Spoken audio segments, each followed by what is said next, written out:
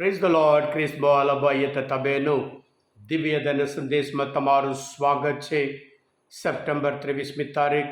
આ સંદેશ સાંભળના તમારા સૌ માટે અને તમારા પરિવારજનો માટે વિશે પ્રાર્થના કરું છું. તમારા બાઇબલ લઈ લો, શાસ્ત્રપાઠ સાંભળીએ. લૂકનો ગ્રંથ 8મો અધ્યાય 16થી 18મી કલમ સુધી. કોઈ દીવો સળગાવીને તેને વાસણ તળે ઢાંકી દેતું નથી કે ખાટલા નીચે મૂકતું નથી, પણ તેને દીવી ઉપર મૂકે છે, જેથી જે કોઈ અંદર આવે તે પ્રકાશ જોવા પામે.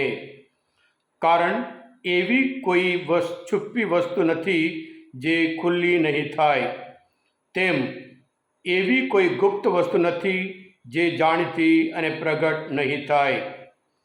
એટલે તમે સાવધ થઈને સાંભળજો, કારણ જેની પાસે હશે તેને વધુ આપવામાં આવશે, અને જેની પાસે નહીં હોય તેની પાસેથી તો જે કંઈ છે એમ તે માનતો હશે તે પણ લઈ લેવામાં આવશે.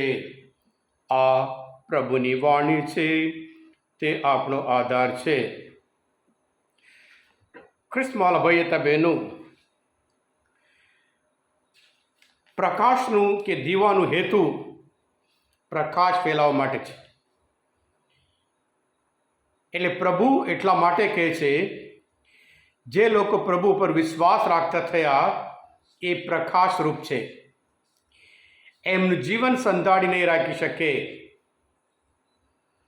હા, ઘણા બધા આપણે બધા પ્રભુ ઈશ્વરના સંતાન થયા પછી પ્રભુના મૂલ્ય પ્રમાણે જીવીએ છીએ. પ્રેમ હોય, શાંતિ હોય, સમાધાન હોય, સેવા હોય, એ બધું આપણે કરીએ છીએ. પણ આદિ ધર્મસભામાં એવી હાલત હતી, જ્યારે પોતાની શ્રદ્ધા કે વિશ્વાસ બહાર ખબર પડે, સત્તામણી, અનિષ્ટ કાર્ય અને બાકાત રાખવામાં આવ્યા હતા. એના લીધે ઘણા બધા લોકો પોતાની શ્રદ્ધા કે પ્રકાશ બહાર બતાવવા તૈયાર ના થયા હતા. એટલે પ્રભુ ઈસુ કહે છે કે કોઈ પણ વસ્તુ છુપવું કે આપણે સંધાડી રાખી શકતા નહીં. કારણ સમય આવશે, બધું જાણીતું થશે એમ કરીને પ્રભુ ઈસુ સંદેશ આપે છે. સાથે સાથે પ્રભુ કહે છે કે તમે જેની પાસે હશે એને વધુ આપવામાં આવશે. હા, કૃષ્ણવાલા ભાઈ હતા બહેનો, જે લોકો ધર્મપરાયણ જીવતા હોય, જે લોકો આધ્યાત્મિક જીવન જીવતા હોય, જે લોકો વધારે ને વધારે ઈશ્વરના સંદેશ માટે બાઇબલ રેગ્યુલર વાંચતા હોય અને એ પ્રમાણે જીવન જીવતા હોય, એમને ઈશ્વર વધારે પ્રગટ કરે છે. કારણ કે જેટલું આપણે પ્રભુ પાસે ને પાસે જઈએ એટલું પ્રભુ વધારે ને વધારે પોતાના વિશે પ્રગટ કરે છે. જેવી રીતે ગીત શાસ્ત્રમાં 119મો અધ્યાયમાં 105મી કલમમાં કે ઈશ્વરના સંદેશ એ પ્રકાશ રૂપ છે. એ આપણને માર્ગ બતાવે છે. જે અંધકાર હોય એ દૂર કરે છે. પ્રકાશ કે દીવો એવી વસ્તુ કે સંધાડી નહીં રાખી શકાય. કારણ કે જ્યાં પ્રકાશ જાય અને એ પ્રકાશ બીજી વસ્તુ ઉપર પડે અને એ પણ પ્રકાશમાં આવે છે. જ્યારે આપણે વિશ્વાસમાં જીવન જીવીએ, આપણો કાર્ય દ્વારા આપણે કોણ છીએ એ બતાવીએ છીએ. પ્રભુ એટલા માટે આપણે કહે છે કે જે વિશ્વાસ રાખે છે, પ્રભુ પોતે આપણે કે તમે દુનિયાના દીવા છો એમ કરીને માતીના ગ્રંથમાં 5મો અધ્યાય 15મી કલમમાં કહ્યું છે, તમે દુનિયાના દીવા છો.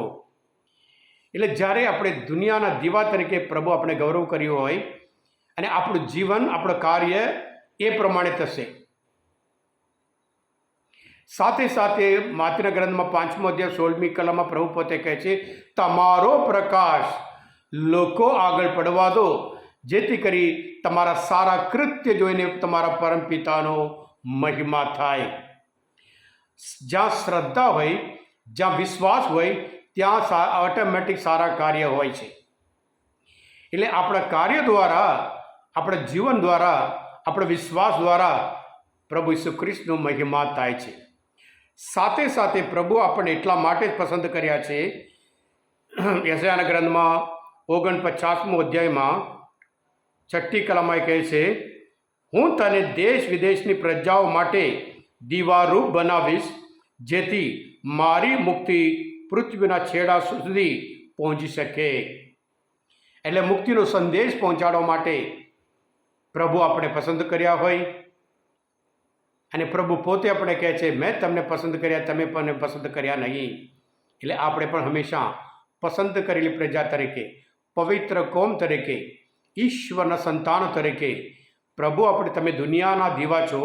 અને એવી જ રીતે પ્રભુ ઈસુ પોતે યોહાન ગ્રંથમાં 8મો અધ્યાય 12મી કલમમાં કહે છે, હું જગતનો પ્રકાશ છું, જે કોઈ મને અનુસરે છે તે અંધકારમાં નહીં ચાલવું પડે.